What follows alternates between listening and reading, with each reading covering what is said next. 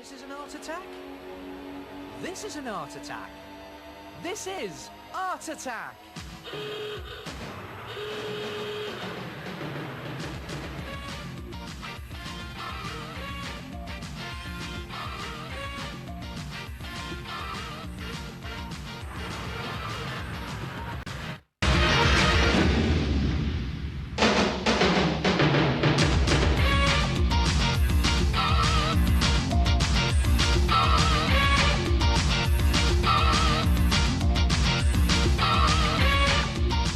Hello there, and welcome once again to Art Attack, the big art show. Hey, come here. In the next couple of minutes, I'm going to show you the perfect way to wind someone up. Come and have a look at this. Take a piece of card, any colour you like, fold it in half, and make what looks like, well, a greeting card, really. Now, the card has to be big enough so you can draw a 9-centimetre line on the inside with gaps around the edges. And then, using that line as a mouth, draw a funny face on the inside of the card. Now, the uglier you can make this face, the better. In fact, I always think it's a good idea to model the face on whoever you're going to send the card to. That's it. Do some wonky eyes there. And it's just a guide at this point, so it doesn't have to be really neat. Some hair at the top, sticky out ears. Look at that. A right old ugly mug there.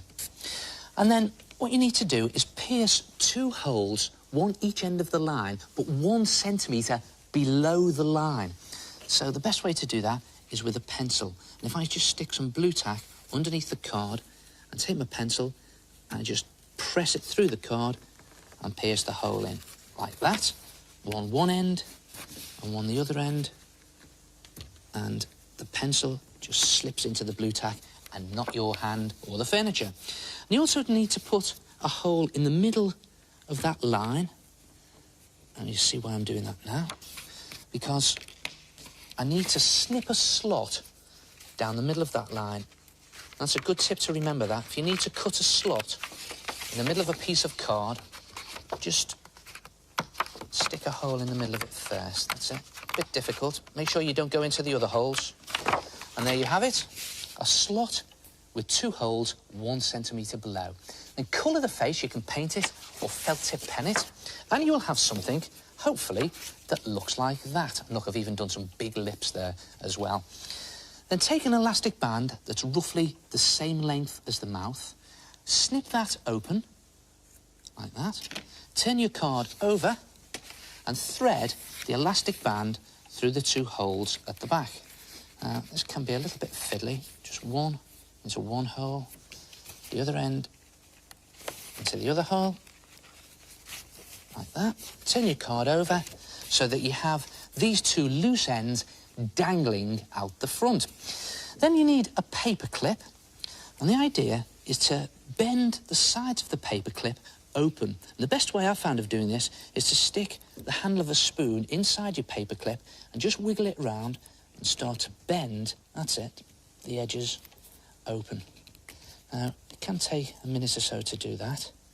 And when you've done it, tie the 2 loose ends of the elastic band to the paper clip with knots, and you'll have something, hopefully, that looks like that. There it is, my bent open paper clip and the knots and the elastic band.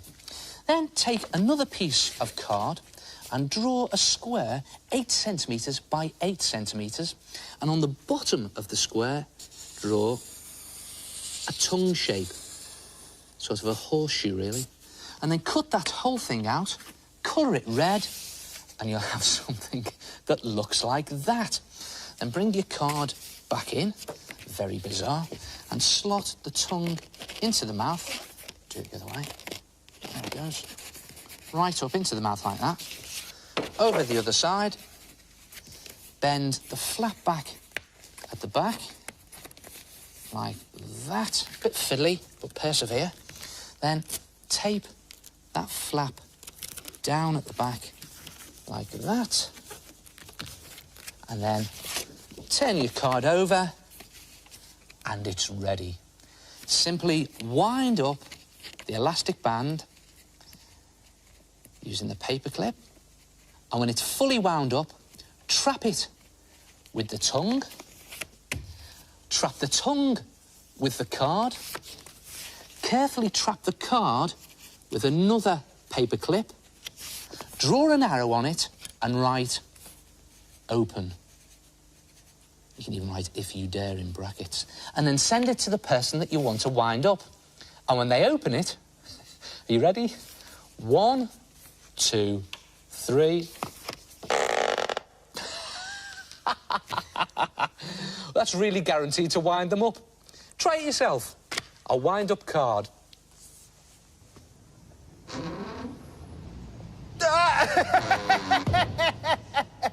Oh, that's very effective, is that? Hello, it's me, the head. Apart from the card, all you need is an elastic band and a paperclip. Remember, the mouth must be at least 9 centimetres across, or it won't work.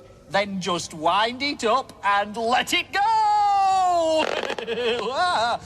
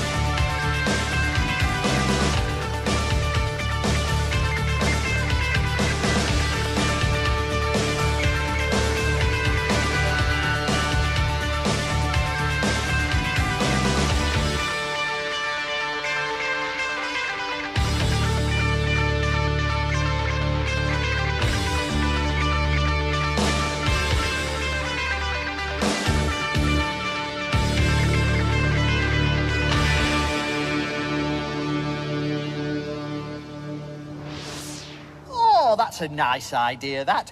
Of course, I've been making rope pictures for years. Do you want to see one? It's a rope ladder! There's a smashing little effect you can try. But first, I'm just going to draw a very quick sketch in wax crayon. And I find these wax crayons are really good, you know, for drawing quick, fast sketches. Now, just watch this.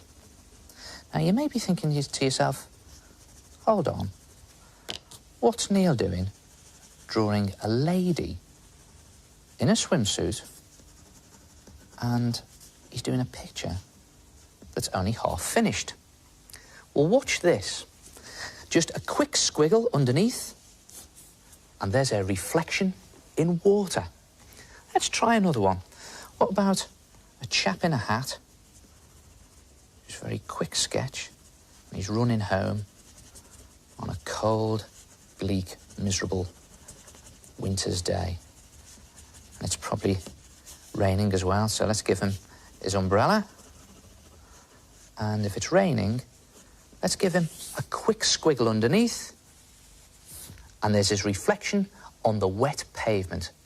Try it yourself. Draw absolutely anything you like and put a quick squiggle underneath it to create a reflection. And it doesn't have to be complicated.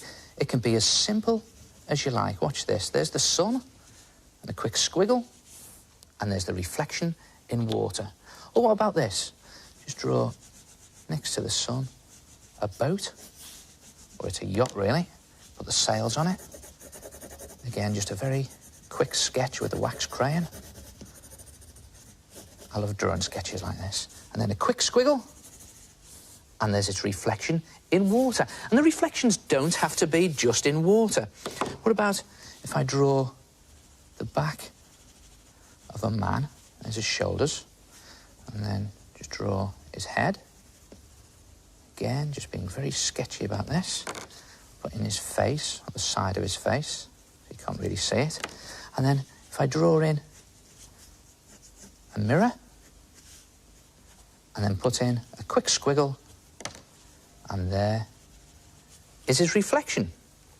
Try it yourself, a quick squiggle reflection.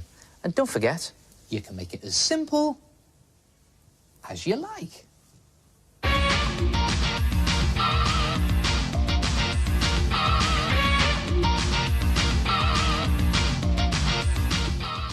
My name is Georgina and this is my rubbing picture of a church.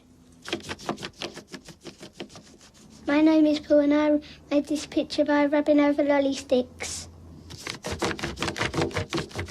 Hello, my name is Jason and I rubbed over card shapes to make this picture of some flats. Good art attacks, creating pictures by taking rubbings of various objects. Now, you can also get some great effects by rubbing over different textures. Take a look at this. Here's a cartoon that I've drawn, and what I'm going to do is I'm going to colour it in by rubbing over some different textures. Now, I'm going to start by rubbing a wax crayon very lightly, colouring the picture in over a concrete paving slab, just the type that you get out in the street. And there it is, you can see the texture coming through the paper as I'm rubbing with the wax crayon. So that's the sky. Now let's try the castle in the middle. I'm going to put my paper down onto some of this wood chip wallpaper. And again, just rubbing lightly with the wax crayon on its side. And there's another texture creeping through. And I don't know whether you've ever discovered this stuff. Corrugated cardboard. If you separate the sections, you get these fantastic grooves and ridges, which also make great rubbings. So if I put that underneath my picture, with the grooves going in one direction to start with, let's see what we get. Right, here we go, on the hills. The truth is, you can take a rubbing of almost any surface, and you will get a different texture coming through. And the beauty of this technique is you don't know what pattern's going to come through until you actually start doing it. That's part of the fun, I suppose. And then if I turn the corrugated cardboard with the grooves running the other way, and start colouring in down here, we get the lines going in a completely different direction. Look at that.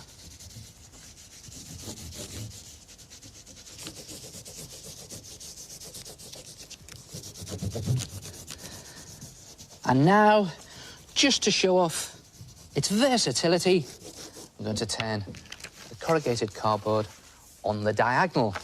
So the grooves are now running across the picture in one direction, and you get the lines coming through the picture in that direction.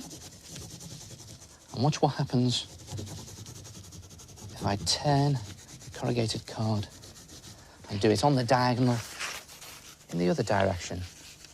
Guess what happens? Yep, you've got it. You've got this crosshatch effect. Look at that. Good pattern, that. And there it is. And don't worry, I haven't missed that bit out. I've done it purposely, because watch what happens when you do cross-hatching in two different colours. There it is.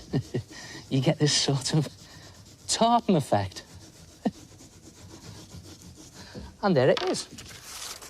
Try it yourself. Rub some textures and give yourself a texture attack. And I'll see you next time. Ta-ra.